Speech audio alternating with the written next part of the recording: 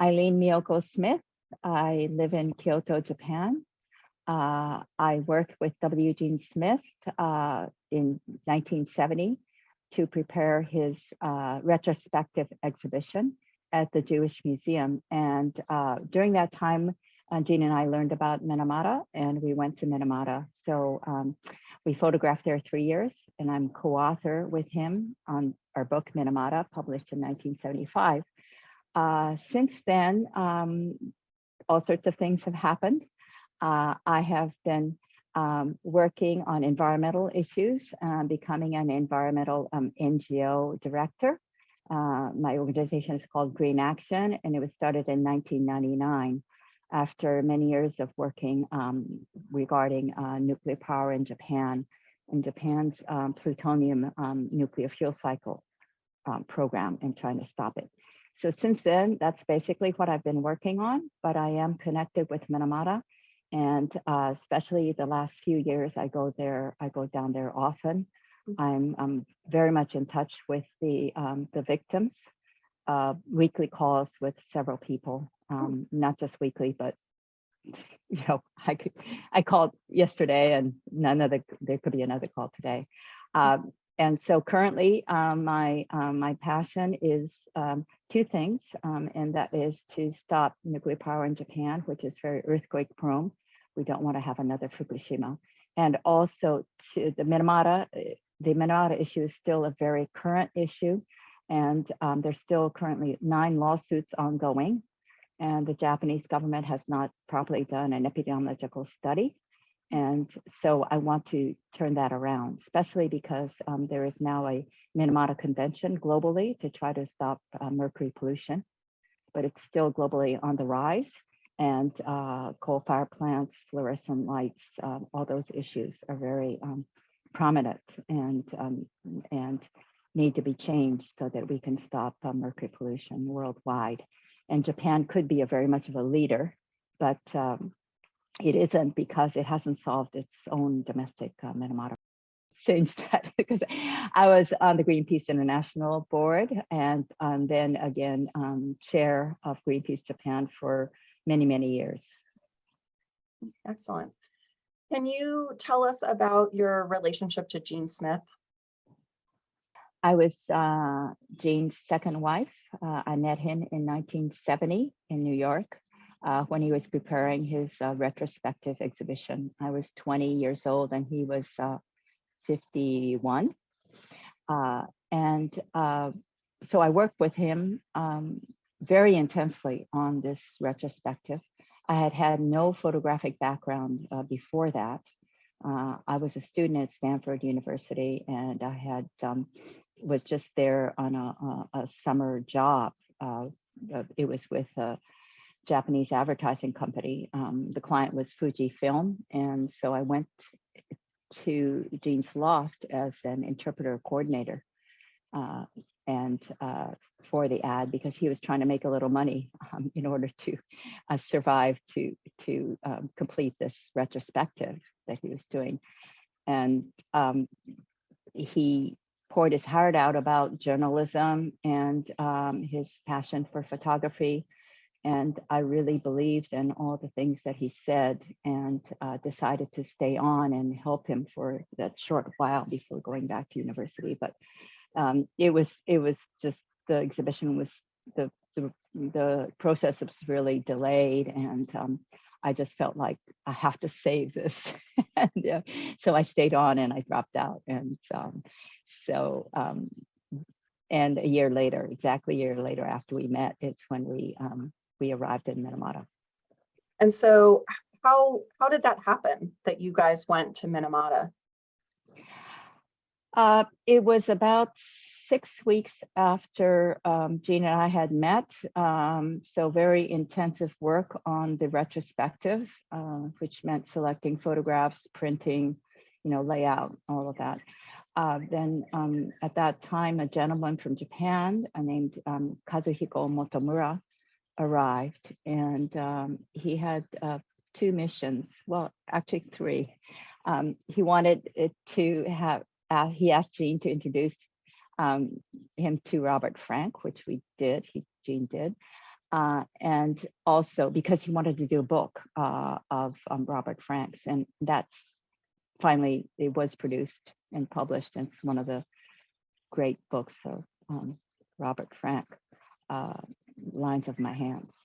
And but also Motomura's mission was to bring Gene's retrospective exhibition, "The Truth, Beauty, Prejudice," to Japan. And he said, while we're there, when Gene was there, would you be interested in staying? And he said, there's a place called Minamata. And he explained what was going on. And when Gene and I heard that, on the spot, we decided we would go. And so from that day onward, our goal after the exhibition would, it was a 600 print show, it was very big. And that was the first exhibition I ever worked on. I didn't know if 600 was big or not. Anyway, so that was opened on February 2nd, 1971. And so, but our mission, our goal from the time we heard about Minamata was to get there. You know, take the exhibition and then arrive in Japan and go down to Minamata. Can you tell me about your joint work there, you and Gene? Yeah, I think, you know, one of the big legacies of Eugene Smith, I really feel, is that he was a fantastic teacher. And the word teacher isn't even correct because I never felt he was a teacher. This was not just with me. I saw it. We were all, several of us who were helping, we were all in our 20s. The oldest, I think, was 24.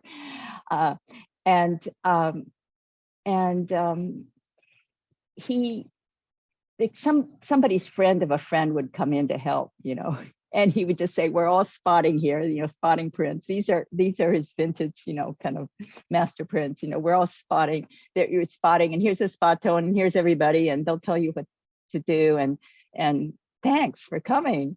And, you know, no question about, are you in art school or photography, or do you know anything about, you know, photography, or have you ever spotted prints or nothing? And he'd walk in the, you know, we'd go back into the dark room.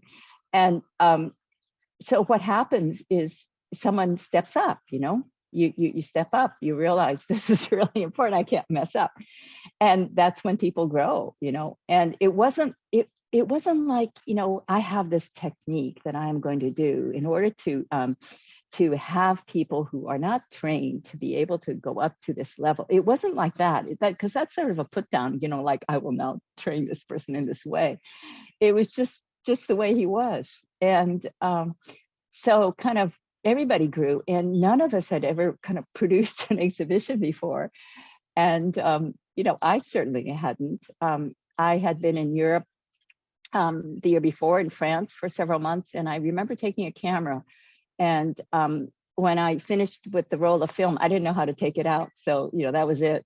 And I never took it out, and I don't think it ever got developed.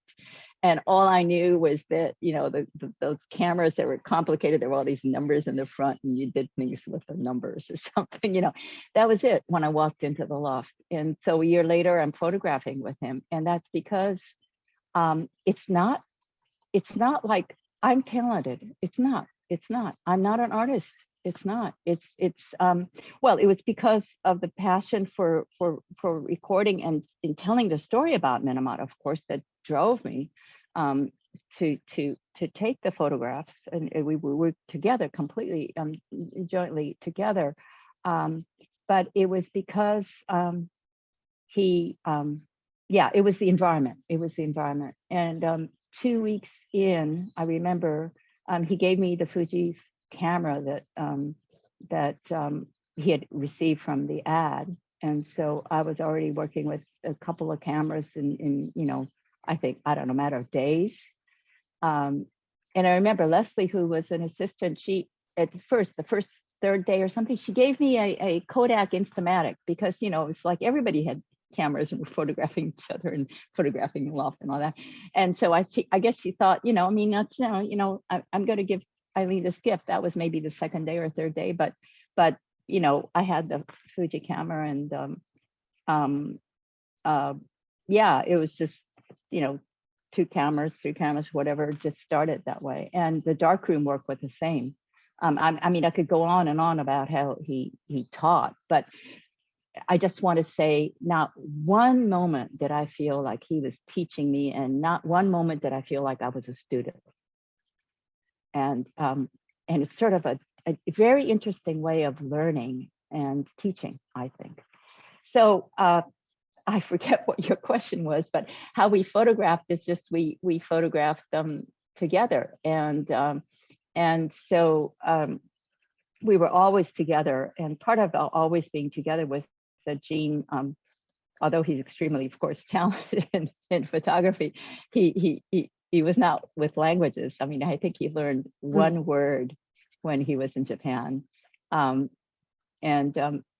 he taught me one word that I didn't know, actually. That was the only word he knew. It was called bonkura, which means kind of like a bumbling idiot, and he's a bonkura. He just knew that one word. So I was taught a word from Gene because I didn't know that word. But otherwise, I every single word that he said in Japan for this 3 years, I translated. And so, except for I remember David McCulman had come and he was going back to Vietnam, and he and Gene met in Tokyo, and it was just the 2 of them. So that was the one time I wasn't there, and he had a conversation with somebody that I didn't translate. So we just worked together. I don't know how to say it. We just worked together, and after a short time, there was a guy, Takeshi Ishikawa, who saw us in Tokyo and recognized Gene because just on the street, because we had that exhibition. I mean, Gene had that exhibition in a prominent department store, actually called Odakyu in central Tokyo in Shinjuku. And so he was kind of looking at him from across the street, and so he came across and introduced himself. And that's when Gene said, we have a bunch of boxes we have to pack. Can you just come over to the apartment and help? And so he ended up helping. And then we went off to that first trip to Minamata. We came back to Tokyo. And then the second time he was helping, help read Japanese, because I my Japanese at that point wasn't, my mother's Japanese, so I spoke Japanese completely, but the reading was difficult. So he was helping me read about Minamata and things, and then in packing more and doing errands, just couple days or something. And then we were going back to Minamata, so he came with us with the bags, and got on the train. And then, of course, the train, they say it's about to depart. Everybody not getting on must get off. And he just kind of grabs Ishikawa and says, "Why don't we just come?" And so we just went. And Ishikawa talks about how this is completely unprepared. And he goes, "Don't worry, there's a place to stay. We've rented a place." And so we arrive, and he says, "My gosh, the first night, it's a single futon, and there are 3 of us sleeping on it." And he goes, and that's the way we were, and he was there about, about, some of the time, the first half, but towards the latter half, when we were really intensively printing in the darkroom in Minamata, the 3 of us printed, and it was a 200 print show and then a 100 print show. So we printed intensely. And so it was the 3 of us printing completely kind of round the clock, kind of 8 hours and years doing around the clock, or Gina and I would work together. And so for the printing, for the exhibition, we really became a team. But I just wanted to say, for example, Ishikawa says, it's just incredible. Usually, normally a Japanese assistant would be like, do all the schlep work, carry the bags and be ordered around and everything like that. But we're invited to dinner with Domon Ken, who's a very prominent Japanese photographer, and with geisha. I don't know, it was really a fancy dinner, and of course Ishikawa, of course you come in here and you have the dinner with all of us, but of course the other assistant is in the hallway waiting, and that's normal. So Gene just said, Ishikawa just said, Gene is very unique. And when we photographed too, that Gene and I would be photographing, but he would always say, Ishikawa, you photograph too, you photograph too. And so he started to photograph, and then Gene always, he runs out of film, right? And Ishikawa's right there, but Gene's the one that's changing his own film. It's not like now, stop, you change the master still. Yeah. Ishikawa says, and he graduated from photography school, but he was completely interested in commercial photography. But the being with us and learning from Gene really influenced him. And after that, he did a very, very great book on Minamata called Minamata Note. And then he started photographing Hijira in India, and he's been there like 100 times. And just recently he had an exhibition. We're still in touch very much because the 9 photographers that photographed Minamata, we're in touch. We started a foundation, and we're working on archiving our work. So we have monthly meetings, and so I see him all the time on Zoom, and we get together for dinner. But he just said, that's the way Gene was. And again, you see, Ishikawa would have not been material for training a photojournalist on these serious issues, right? He was like, he wasn't into it, and Gene it just didn't matter. It didn't matter. And I remember once late at night in the dark room, it was like really late and we were really exhausted. Ishikawa said something about journalism, and journalism is kind of cheap, and Gene just stops everything and passionately tells him, all the his, I could go on and on about his tenets about journalism and what's important to him, and it's so passionate. Of course, I have to translate every word that they go back and forth. It's like 1 a.m, 2, and it's now 2 a.m. So like, okay, it's like, but he just stops all the work, whatever it was, like deadlines just disappear, and he's talking with him. And I think that kind of, when you just make a kind of off remark and then you get that response, I think it resonates, So that's the kind of person Gene was. Yeah. I think I'm talking a lot longer than No, it's fine. It's all really interesting. I had not thought before about the fact that every word he said had to be translated over that 3-year period. And I wonder if you could talk about what that's like as a translator. It's interesting because you were the translator, but you were also a partner on the project. So your relationship was not just as a translator. But I wonder in those situations, what your role was in terms of building relationships with the people who are being photographed, and what was that communication like? He's speaking in English, you're translating, they're speaking, you're translating back. How did those relationships get formed, and what was that like?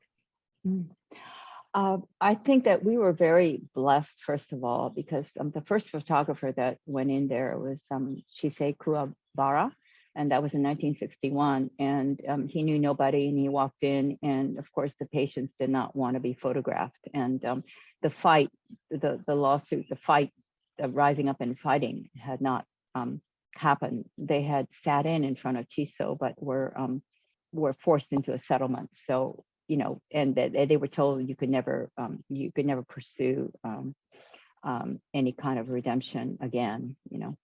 So that was really rough. And then there were other photographers that became involved, and Takeshi Shiota, who was a young photographer. Each person has this incredible story. He just knew from a newspaper article, and he's a university student who goes to Minamata. Anyway, it's just a great story. But he was already living there, and Motomura arranged it so that Takashi Shiota would meet us when we arrived.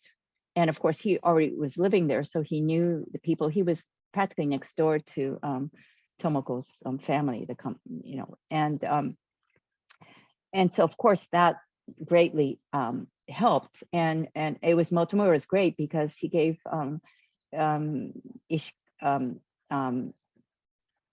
did I say Takeshi Ishikawa? I meant Shiota. Yeah, Takeshi Shiota. Yeah, it is the photographer. So Shiota was going to photograph Gene photographing Minamata, and it was going to go into magazine. So it was also a job for him, and then because he wanted to have Gene be able to meet the patients and photograph, then it evolved into that. And so that's how we were introduced to some of the victims. Of course, after that, we met many just through the two of us. I think that, of course, explaining or in words and translating is, of course, very important. But I also think the factor was that we lived on a road where the old road and the new mill road met, and it was just at the corner. I mean, like if a truck missed the corner, they would just go over our roof because we were exactly at the corner. I mean, only a few meters. And so it was very visible. And in Japan, you have the Engawa, it's open. You can kind of see, oh, today's messy inside, whatever. And so it was very visible, kind of like we could be seen. It wasn't like we don't know what's going on with the two of them, And the other was, I think we were like this odd couple, the age difference. And also, I spoke Japanese, but he didn't. And we just, we weren't,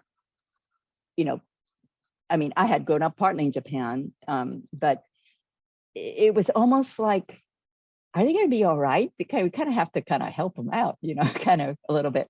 And they used to say, he's the camera, the kameraya-san. Kameraya-san means the camera store person or the camera person, kind of. And it wasn't like, famous photographer, etc. But they would hear that he was really well known and famous. But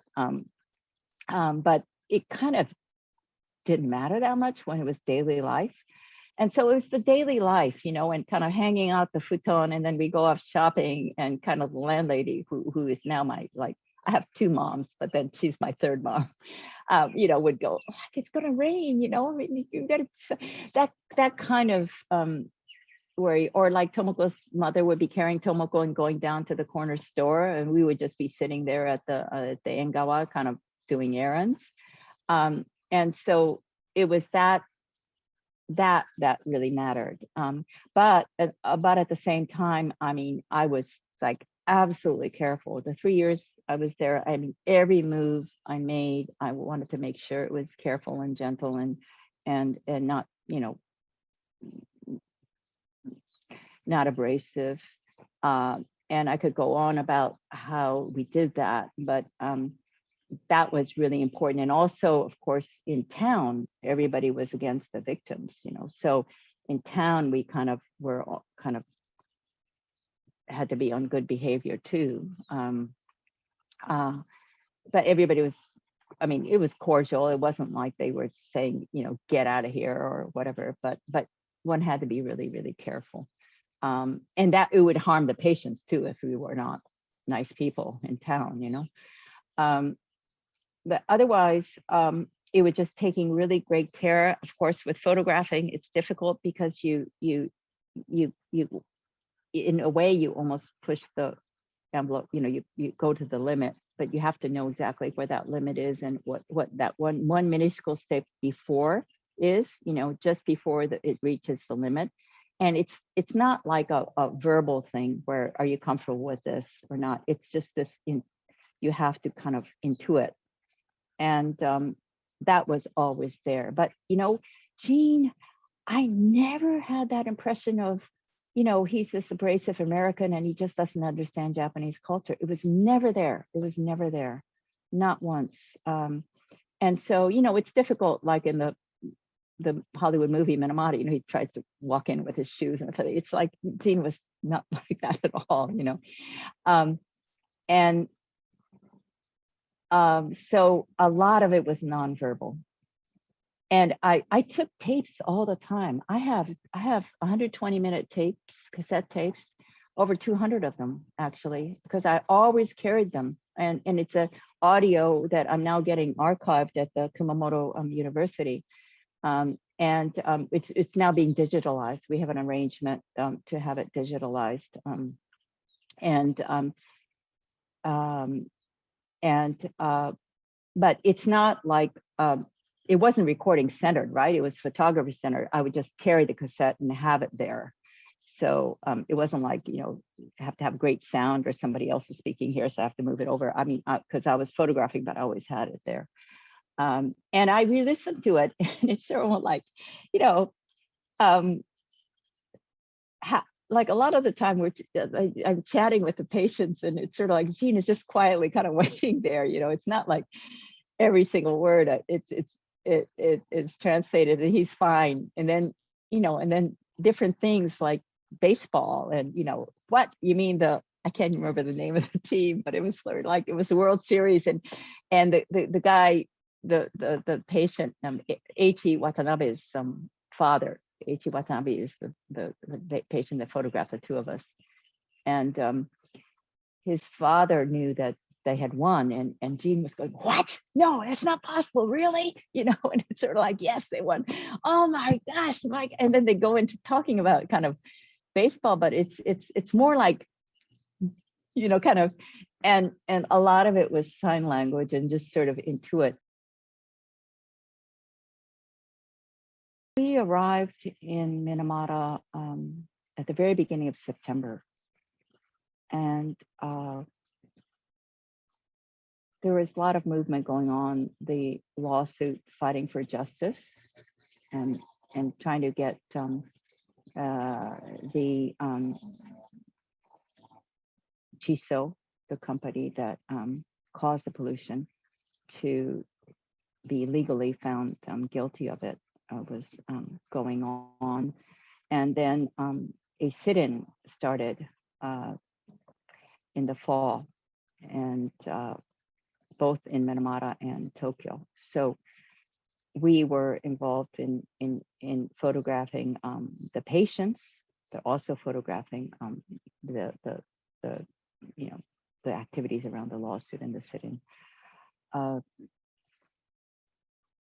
It was mid-December that year that we had already photographed Tomoko, several times, I think, at their home, but outside too. And at that point, Gene said, could I ask, well, we already knew the family situation. There were 6 younger children, and Tomoko was the oldest, and the way that the whole family cared for her, and it was just a very tightly knit family. And so we photographed there, but he knew that that Tomoko's mother bathed Tomoko, in the bath. I mean, took her to the bath and bathed her there, and that it was the goemon-buro, which is, we had it too. Everybody had it. It was like a steel round vessel where you put firewood underneath and heat the water, and then you have a little wooden sort of stand, a circular one, where you go down, and so your feet aren't touching the bottom of a very hot vessel. Mm-hmm. So it was that kind of a very old bath, very small, so we didn't know exactly how she bathed Tomoko, but we had I mean, I'm sure Gene had kind of a vision of it. So he asked if we could photograph, to ask me if I could ask Tomoko's mother if we could photograph her giving Tomoko a bath. And she said yes, which, kind of, I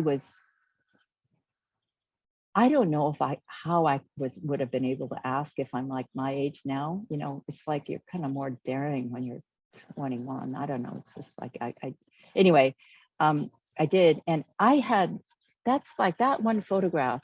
I mean, there's several photographs that Gene took, but particularly that one, I had no vision of what he was envisioning. You know, I had no vision. Anyway, she said yes, and she said about the hour that photographs around 3 in the afternoon. Well, in the winter, and it was almost like Christmas Eve, and Ishikawa thinks it was Christmas Eve day, but I'm not sure that it was anyway that around that time in December. Um,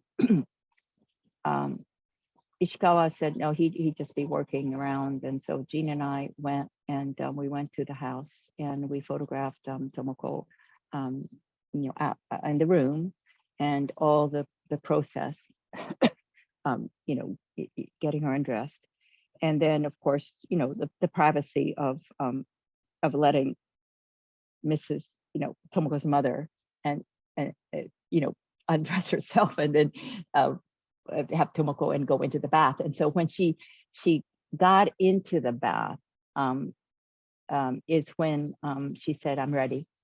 And so we went. At a certain point, she, of course, you take you go out of the bath and wash, or maybe she washed first and then go into the bath.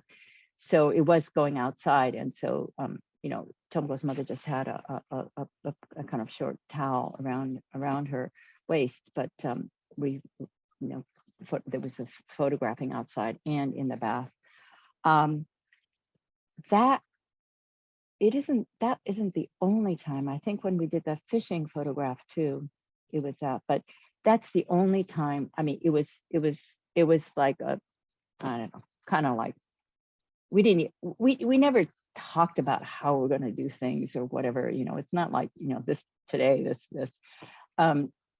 but it was just assumed. I mean, I assumed, he assumed, you know, I wouldn't be photographing. It's just really intense. He's photographing and I'm holding the slave light, and so we go into that. I think when we made the appointment, we did see the bath area. You know, I don't recall exactly, but we would have done that probably, you know. So we knew how small it was. It was really small. And he would be in this little corner, very small space.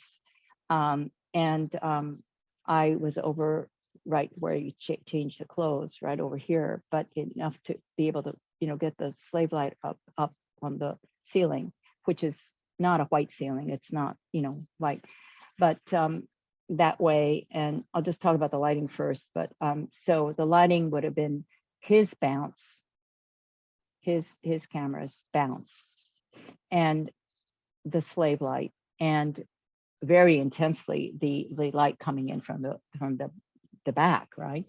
And that was quite strong, but it wasn't clear glass. It was smoke glass or whatever you call it, you know, and so it was translucent, not transparent.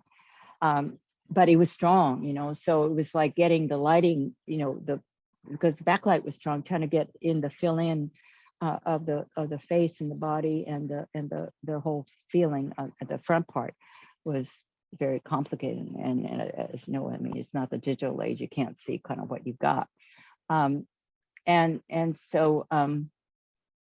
So we did photograph outside, but also so then the inside, I just recall it just really crystal clear, because it was just very intense, and it was like holding a breath.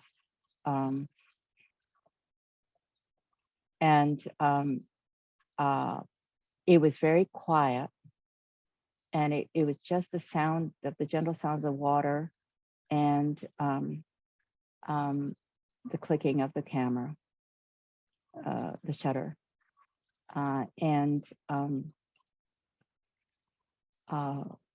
it was a feeling like the four of us doing it. I felt, you know, it was just, oh wow, I mean, it was intense. The way Gene photographs, and it's not just this time around, but this time it was very visible, but other times too.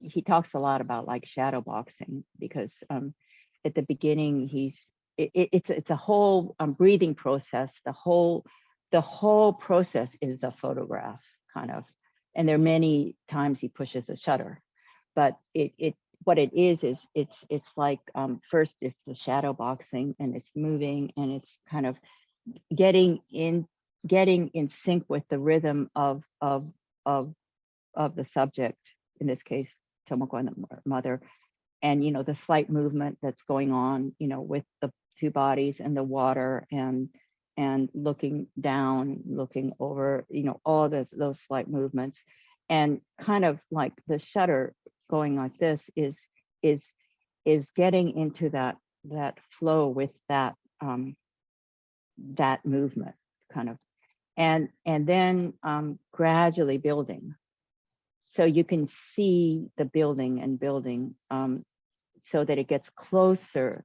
to that image, closer and closer. And of course, it's like kind of Gene has to breathe, and so once in a while he breathes, but he's like almost holding his breath and then just breathing in a little bit, and you get closer and closer. And so very clearly it was like, we're getting there. It's almost there. It's like it's the step two steps before, one step before. Oh, is it this one? It's me. It's this one. Oh, it's this one.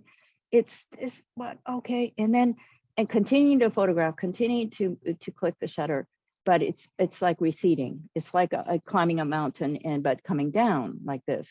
So it is still photographing, where, of course, always, because he's in such sync, it could always suddenly peak again, but then, gradually coming down. And that's when he, after sort of coming down, then he says, I think I got it. And so we developed the negatives right away. And there were two images that were at this peak, and you can see what the other one was.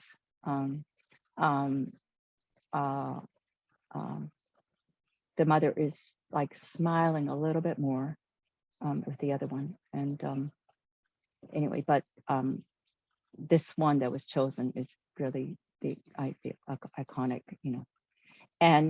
and like I said, that's where I always say, we photograph together and everything, but I want to explain like the vision that he has, that he can see what needs to be the key images and the iconic images. That is just, of course, very uniquely Gene. And that part, I'm like an observer of that, but I didn't see that exact photograph until I saw the negative. I mean, I knew what was going on, but yeah. And of course, all the nervousness about, did we get enough light in the front and all those things, yeah. But so the way you're talking about it, Aileen, it suggests that he definitely knew. And then once you saw the pictures, you knew that this picture was something iconic, something distinctive, something that was maybe important. I want to say like above all the other pictures. So like all the other pictures are important, but this one had something additional or special. Yes, but for me, kind of the realization is more kind of continues over the years, kind of like more, I'm still in the process of realizing it. It's an evolving thing. Realizing is an evolving thing. But of course, yes, we knew when it was being photographed that it was different, and then when the image was photographed and then we printed it, I can't remember the exact moment when it got, because when you're printing it, you're just basically always worried about, I mean, you're just thinking, not worried, but thinking about, yeah, wait a second, a little bit more here, or burning it a little bit more here, so that you're already in that process, so it's not like printing it for the first time and going, wow, we did it, kind of. It's not that feeling. It's more, you're still, it's sort of, there's still the nervousness, a completely different nervousness, because you have the negative, and you can always make another, keep making prints, but to be able to get to where it really is the print, is still this sort of trying to figure out, and trying to get there. Yeah. So that's the process. But I think the realization is this gradual, and it's after, it's, I didn't really realize how close it was to the Goy incident where Gene beat up, because this was probably like Christmas Eve, right around then in 1971. In 1972, January 7th is when he's beaten up. Oh, wow. So it's like Gene Smith's, if you, from the sense of photography, great work. It's the last one, and I didn't feel like he was really, after the injury, of course, it was really impairment, and we just went from one doctor to the other, and his pain was incredible and all of that. But we just kept photographing, and Gene just kept photographing. Although, at the beginning it was like fainting, and I would just I actually one time dragged his feet over so that he would be kind of out of the way, so he could continue to photograph. It was like, he was like, when I crash, I'm just there, I'll get up again, kind of, it was intense, and the pain was so bad that he asked me to kill him once, with an axe, the bath, cutting the wood for the bath. It was bad, but I never felt like, oh, it just damaged him so much that he could never really take great photographs again, but and I think that he felt he got the one, the for Minamata, he got it. But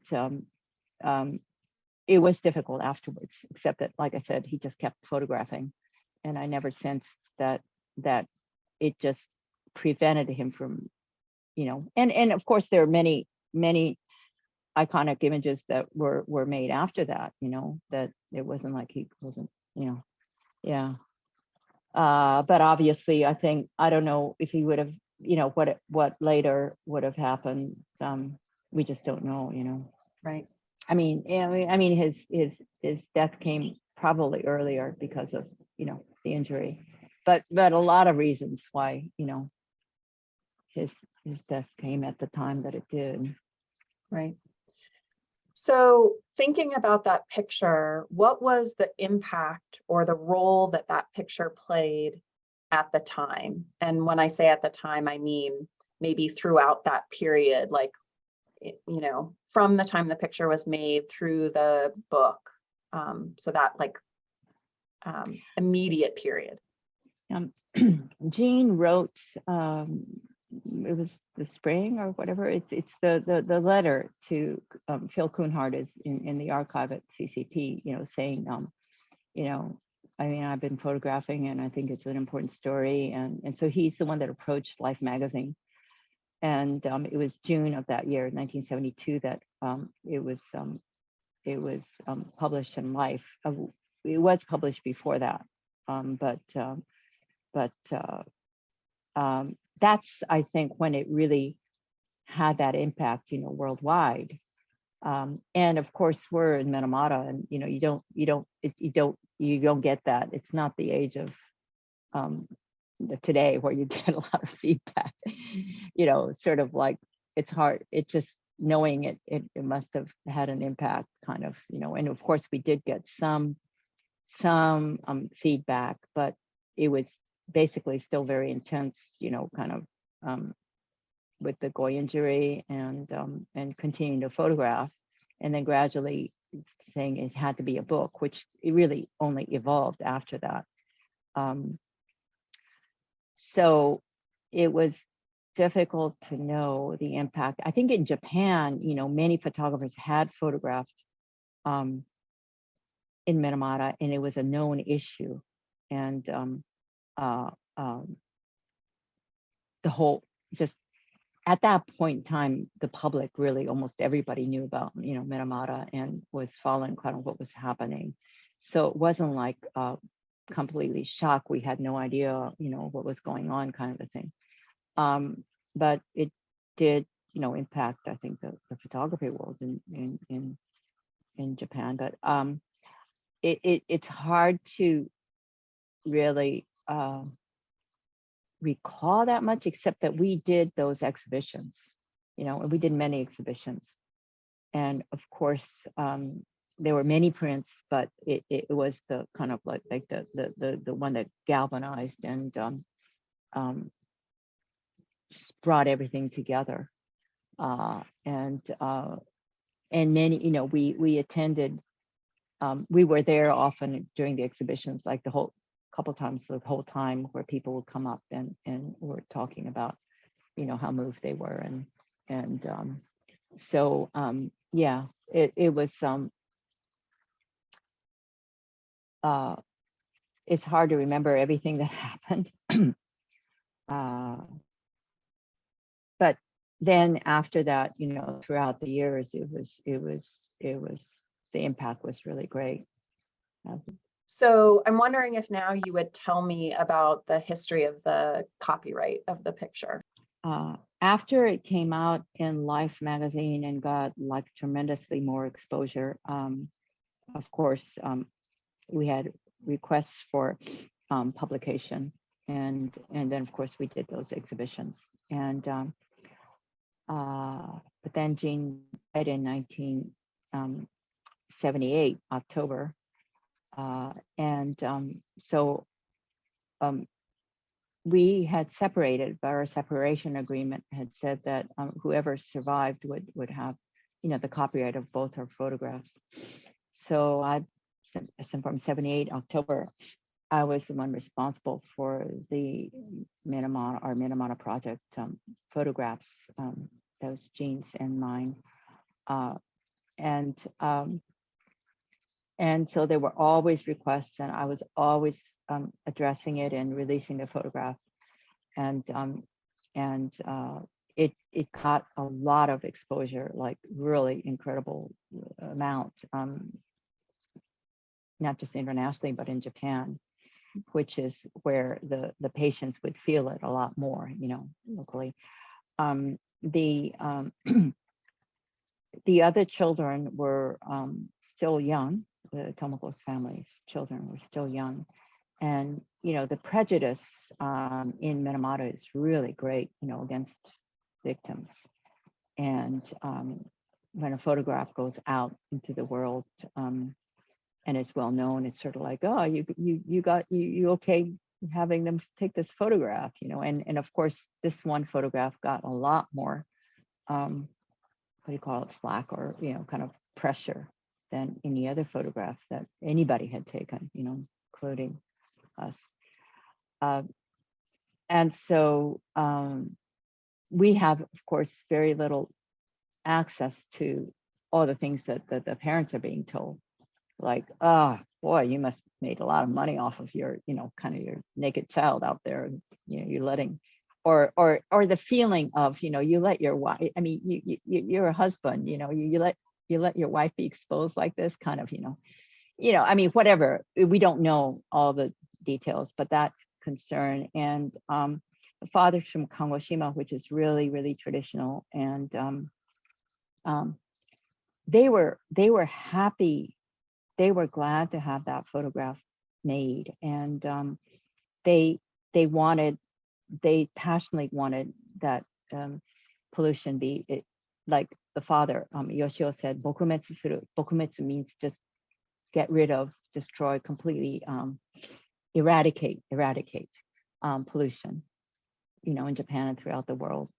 Never have this happen to anybody, any other family again. And so their passion for that was very strong. So they knew what it was about, and it's like the two of them, especially the mother. It's not like it's in the countryside. You don't ever have a conversation about like what made you say yes to doing this, because it's really like a very daring step, you know, and what was the reason for you to, you know, it's like you don't have a conversation like that, you know. And but I think that um but the mother did say on national TV on NHK that before the before their request of please let Tomoko rest, she said on national television, look, nobody can understand this pain and this um, extreme difficulty, you know, kind of when they can't see it. They have to be able to see it. And she said that. And so it was like visually telling the world, this is what happened to our daughter. And but we, you know, look at how much we love her, you know. I mean, it's very obvious. And you know, don't let this happen ever to any other family, any other person again. So they knew that, of course. But it got a lot of exposure, and especially and with a couple of an exhibition that was held in Tokyo, is what the father feels was what triggered it. And it was because it was on a poster for that exhibition. And he says that he saw it on the ground at the station when they arrived from Minamata to go to the exhibition. And you know, because you know how leaflets or tickets they get kind of, you know, kind of somebody dropped it or threw it away or something, people stepping on it, you know, that kind of. And he says that that triggered it, but it's really hard to know. It's really hard to know. It's really hard to know how many people had said what to him, you know. It's really hard to know. But at the same time, during those years, I found it really actually painful to issue the photograph. And that was because everybody would always ask for that photograph, you know. And it was almost like if we ask for that and we get it and we can publish it, kind of we've done our job in working on eradicating pollution. Like, look at what we did. Whereas it's like, it's actually Tomoko going out there, you know. It's like almost like Tomoko continued to work at it when she passed away, when she just turned, you know, adult. You know, I mean, she passed away shortly after she had turned 20, you know. I mean, and over and over and over and over, kind of, you know. And it was almost like just, that's what we need. We just need that photograph. That's what we're using. We're using it, kind of. And I felt this tension in me. And that's when it would have been good to deal with that tension, I think.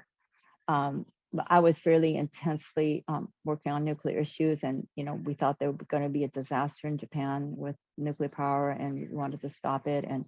And you know, my daughter was young, and just being totally immersed in lots of things, and just continue to just issue it. And at that point, because I had a young child, and also with this work, I wasn't going down to Minamata that much, you know. And one time Tomoko's mother said, I had heard from via somebody else that she had come down to Minamata but hadn't come and seen us, you know.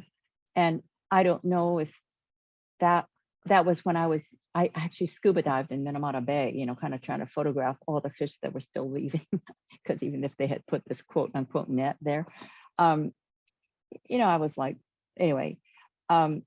So I think kind of like everybody got tired. It was a really heavy burden to carry. Everybody, meaning, you know, the father and the mother, but me too, kind of. And I think I didn't create that network to support that, meaning support them and support me. And it was like yes, they're saying they want to get rid of pollution, so I am doing that. I'm continuing to issue this photograph, you know, which is their daughter, you know, naked in the bath, you know, with their mother. And I think that it's important to know. A lot of people say like, is it like, you know, the copyright holder and all these issues of photography, but also I think it was the dynamic of the children or teenagers now, and will they be able to be married because their eldest sister is so well known. It's like, we have Minamata disease in our family, and all the concern of the parents, you know, all these concerns that you have, you know. And I remember one activist right now saying, it was a couple of years ago when I was going to publish it in the book, and it was okay. I asked the father, and he said, no, that's a book that's already been issued, and so you're just doing a new edition, and so it's okay. So I wrote a letter, and he said it was okay, but still, there was a lot of turmoil, and one activist who's been there ever since from we were there, she said, you know, I think, you know, it was 23 years at that point. I think with this 23 years, you did what you did what you had to be done, and it's now okay. It's time, because the kids are grown. They're all adults. They all have their own children. There's, you know, I think it's all right now. And but then of course she vacillates, and I vacillate, you know, all those issues, and it's still an ongoing issue, and I can tell you more about how ongoing it is. But so I decided that when the family said we want them to rest, I think that there was other activists that just really felt strongly like, you know, they want this, you know, you got to do this. And I did feel some pressure. I do say that I did feel some pressure, but like I said, I felt them worry and me worry, and so I decided it was the best thing to take the step that I did take, and that was in 1998.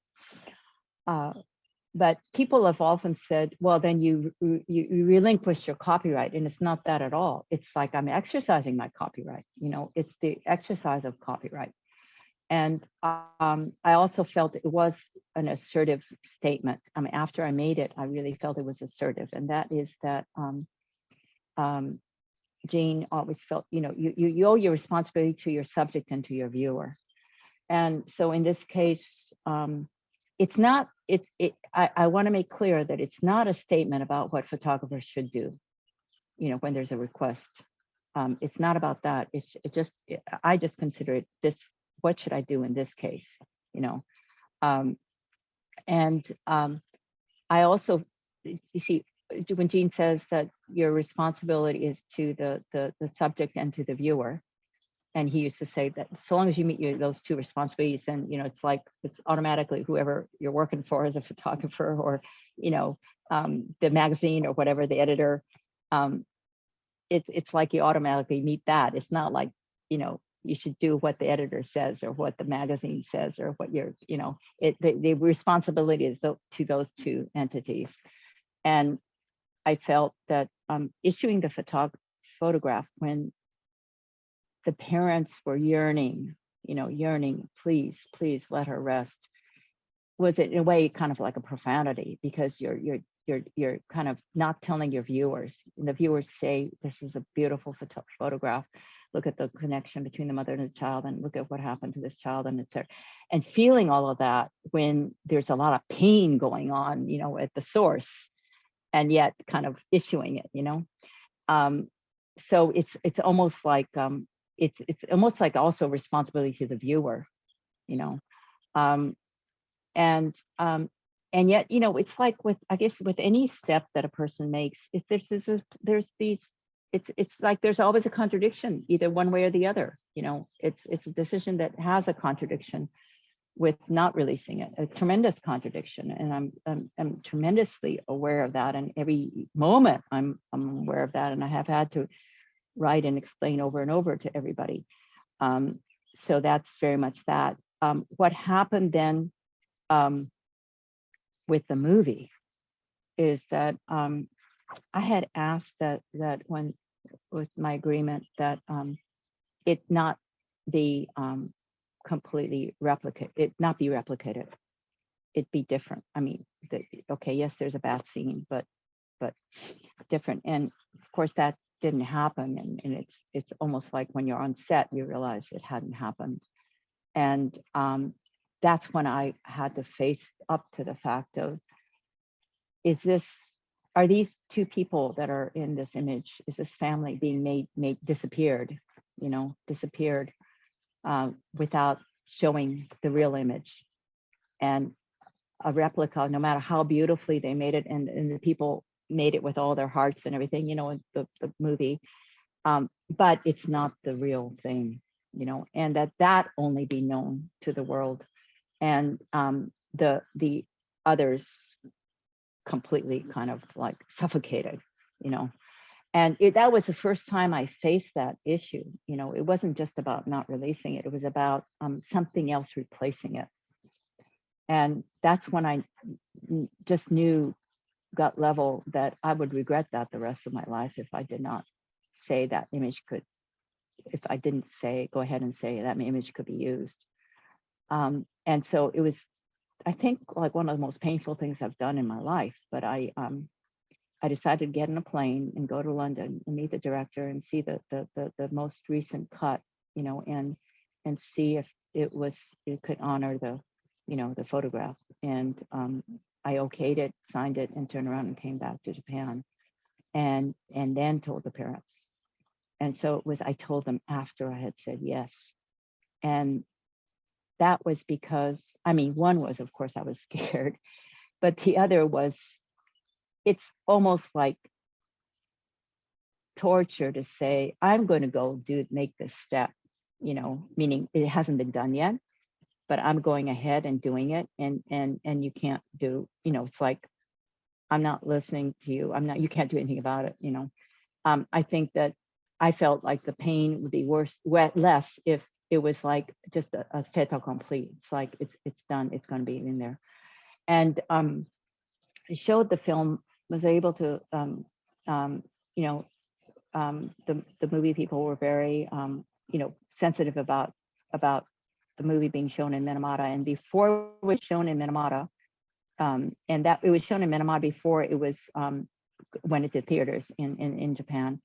But even before that, in a place with, it was a private showing with Tomoko's parents there, and other key victims there, Shinobu and other people, and they saw the movie. And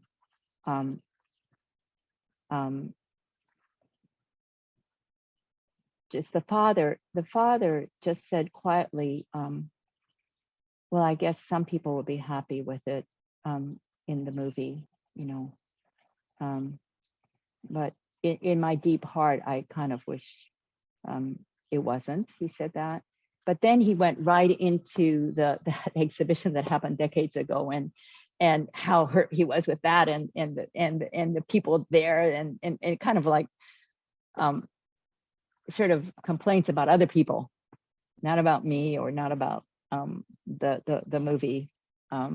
So it's just a complicated feeling. But the mother, it was really interesting. The mother started talking about, oh, I remember those days. She said, all she said was, I remember those days. I used to bathe her. It got so hot sometimes. I bathed her like 2 or 3 times a day.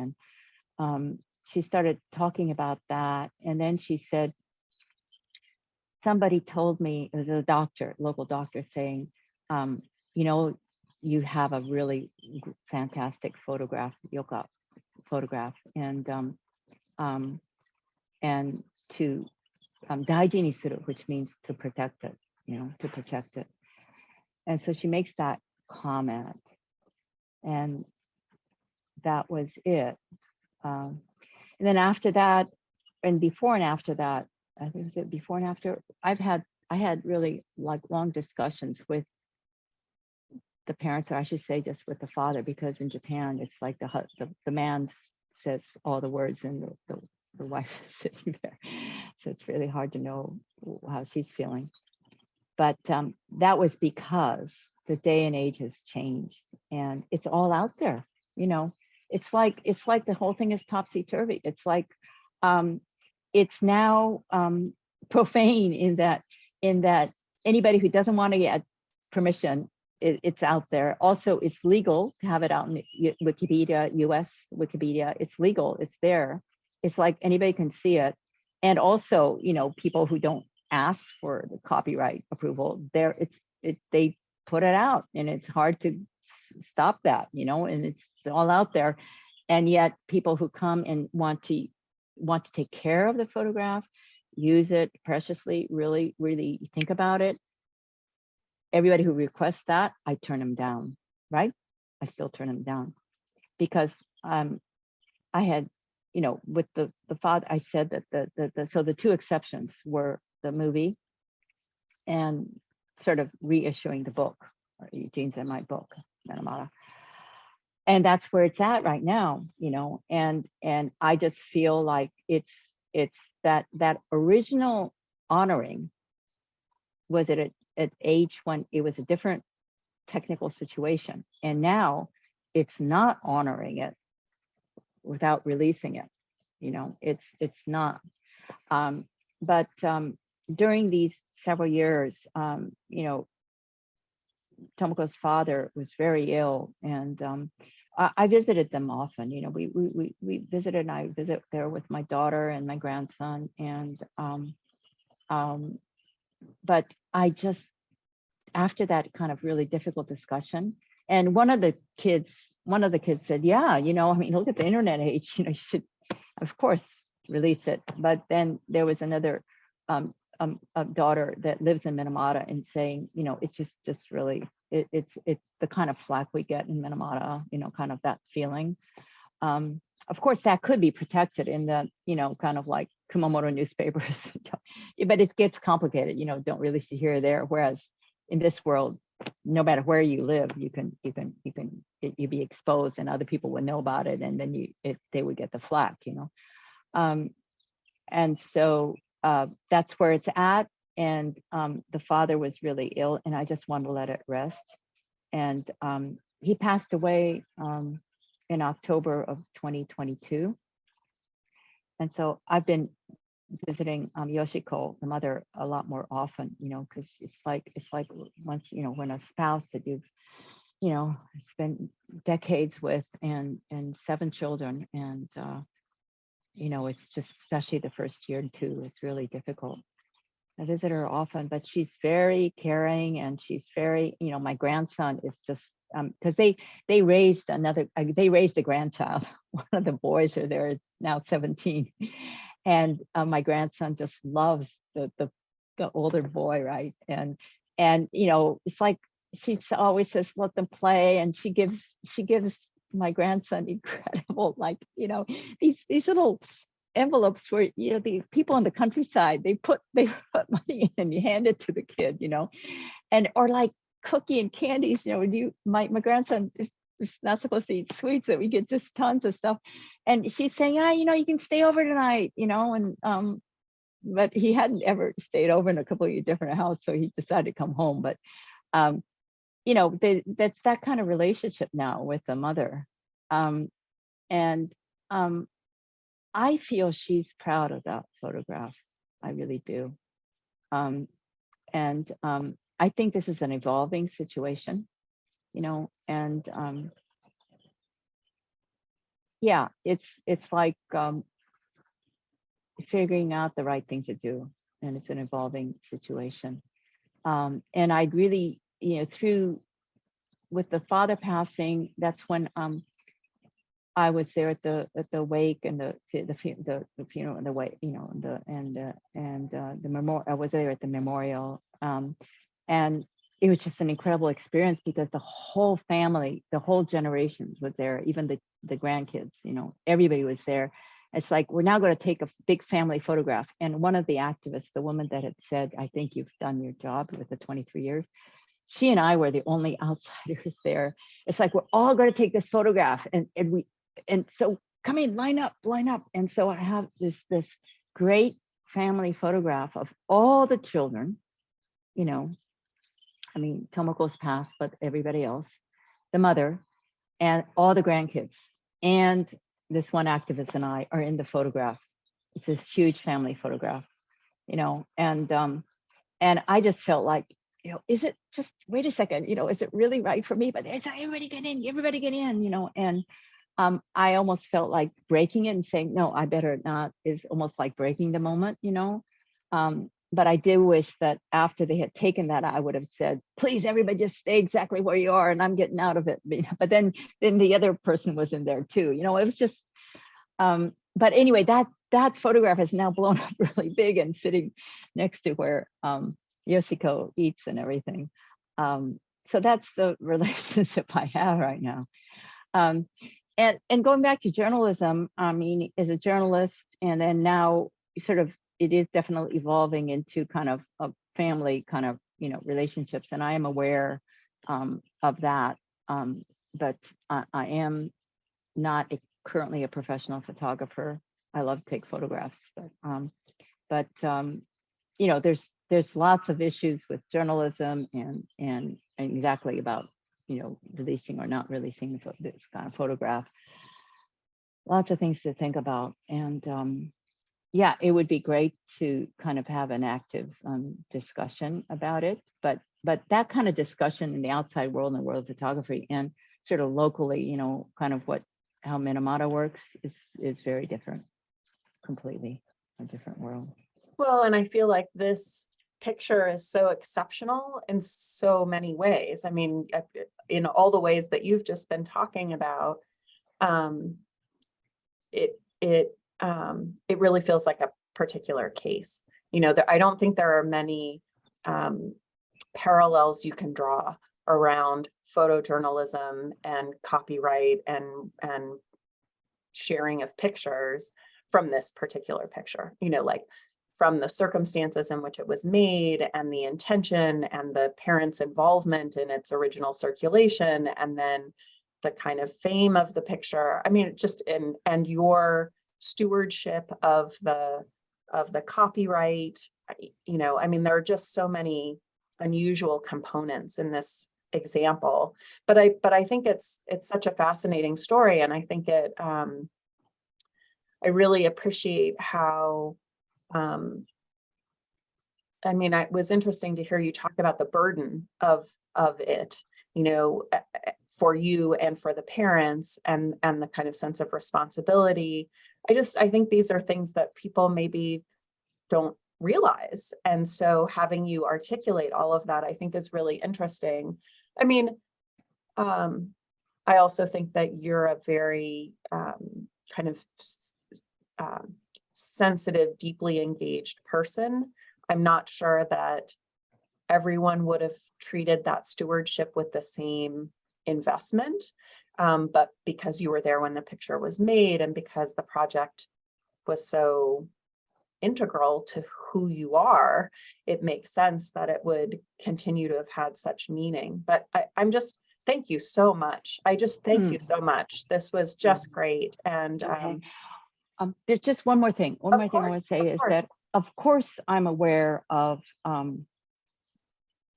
Gene as a photographer, and this is his last great work, and I know that. I mean, I know that, and that not getting the correct exposure, and now, just being on internet, and I know the number of requests and the kind of places that have asked for it, and that's not a light thing at all, and I am well aware of that, and so I do feel like in history it will be corrected, right? I mean, we all, yeah. So anyway, it's still a very ongoing situation. Yeah. Well, and don't you think that if you got a request where it felt really critical that it was published to explain who Gene Smith was, you would take that into consideration? I have had so many requests like that. Yeah. So many requests, and they're really in earnest, and they're really prominent publications, or prominent, where every reason that is given by the person requesting, the people requesting, is completely, very legitimate, very moving, very like convincing, very much. But it's like, the important thing was no exceptions. And also I have had requests like, well, if you say no, then I'll go to the parents. And I said, no, I'm exercising my copyright. It doesn't matter what they say. I'm not letting it happen, because that was the only way to protect them, for people to come and really pressure them, So there's that too. And other issues that I've written about, that it's now on the Aileen Archive website, which we are renewing right now. I did have it at Arles in France a long time ago, but I'm that was the earlier edition, and the other one is the one I feel quite satisfied with, and it's only been published in the Museum of Modern Art Kyoto, International Museum of Modern Art Kyoto catalog when we did the exhibition of Eugene's work in 2008. And I could just send that to you afterwards just to confirm that you have it. But it talks about all aspects of why, about the non-release.